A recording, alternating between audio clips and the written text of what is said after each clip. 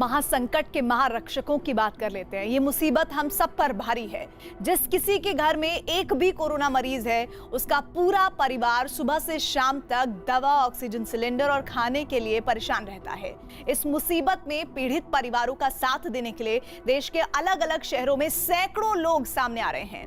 कोई oxygen cylinder दान कर रहा है, कोई प्लाज्मा दान कर रहा है, कोई कोरोना मरीजों और उनके परिवार के लोगों को मुफ्त खाना मुहैया करवा रहा है।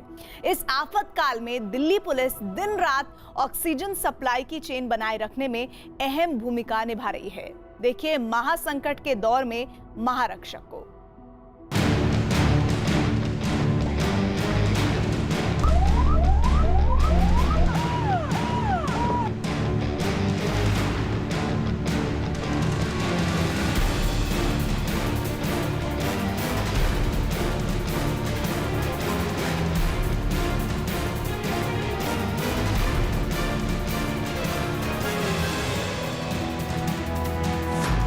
महामारी के दौर में महारक्षक, केयर और शेयर वाली मुहिम, कहीं प्लाज्मा दान, कहीं ऑक्सीजन। हर रोज मरीजों की संख्या लाखों में आ रही है।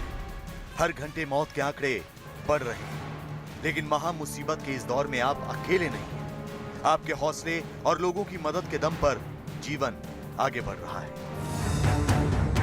ये वो तस्वीरें हैं जो मुश्किल घड़ी में इंसानियत की मिसाल पेश कर रही हैं। दिल्ली में भारतीय यूथ कांग्रेस के लोग प्लाज्मा दान करने के लिए छत्तीसगढ़ से दिल्ली आए। दिल्ली में करीब 50 परिवारों ने ऑक्सीजन सिलेंडर दान किए ताकि कुछ मरीजों का जीवन बच सके। इसके अलावा दिल्ली पुलिस ने राजधानी के अलग अलग क्षेत्रों में ऑक्सीजन टैंकर और सिलेंडर पहुंचाने के लिए ग्रीन कॉरिडोर बनाकर सैकड़ों मरीजों को राहत दी। वहीं मुंबई में एक रेस्टोरेंट के मालिक कर्फ्यू के दौर में बुजुर्गों को उनके घर पर मुफ्त खाना पहुंचा रहे हैं। इसके अलावा चंडीगढ़ में एक होटल ने आइसोलेशन में रहने वाले कोरोना मरीजों के लिए घर घर जाकर टिफिन सेवा शुरू की है। हर रोज लाखों की संख्या में कोरोना मरीजों के साथ साथ उनके परिवार भी तमाम तरह की मुश्किलों का सामना कर रहे हैं।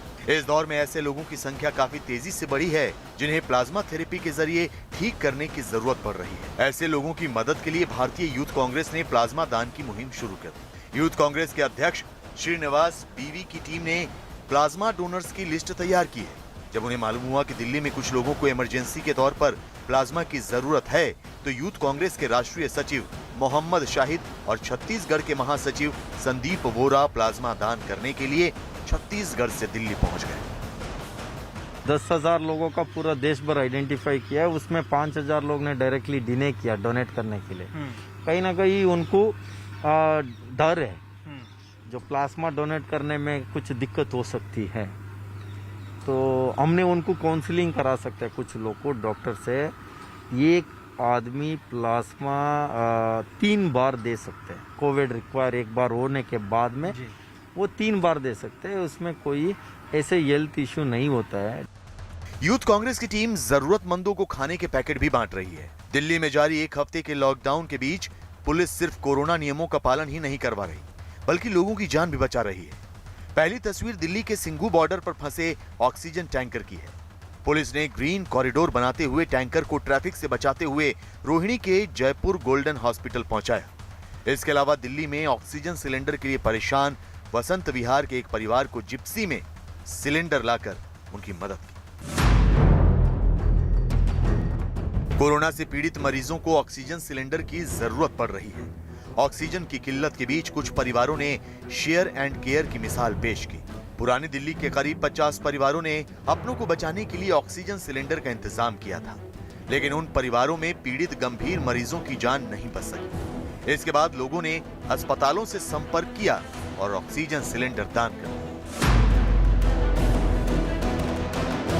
महाराष्ट्र में कर्फ्यू के दौरान इमरजेंसी सुविधाएं छोड़कर सब कुछ बंद है। बांद्रा में रहने वाले रेस्टोरेंट मालिक विक कटवानी का बिजनेस भी लगभग रुक गया है, लेकिन इंसानियत की खातिर उनके किचन में दिन रात काम जारी है। अब वो हर रोज अपने 15 डिलीवरी बॉय के जरिए कोरोना से पीड़ित बुजुर्गों और आइसोलेशन में रहने वाले जरूरतमंदों तक मुफ्त में खाना पहुंचाते हैं। कोरोना संक्रमण बढ़ रहा है उसमें लोगों को जो है मदद की बहुत ज़्यादा ज़रूरत है। उस बीच कुछ लोग जो हैं वो अपना हाथ सामने ला रहे हैं और लोगों की पूरी तरीके से मदद करने की कोशिश कर रहे हैं। जिस तरीके से अर्थ कैफ़े के ओनर विक हमारे साथ है। विक जो है जितने भी बुजुर्ग लोग हैं जो उनको कॉल करते हैं, जितने भी वृद्ध लोग हैं जिनको ज़रूरत है खाने की, उन तक निःशुल्क खाना पहुँचाते हैं और दिन में 200 से 300 डिलीवरीज वो करते हैं। जो अभी तक है कम से कम 100-150 दिन में हम लोग मील्स निकालते हैं, पर क्लीन हाइजीनिक तरीके से good meals, substantial and nutritional meals earth cafe से निकलता है।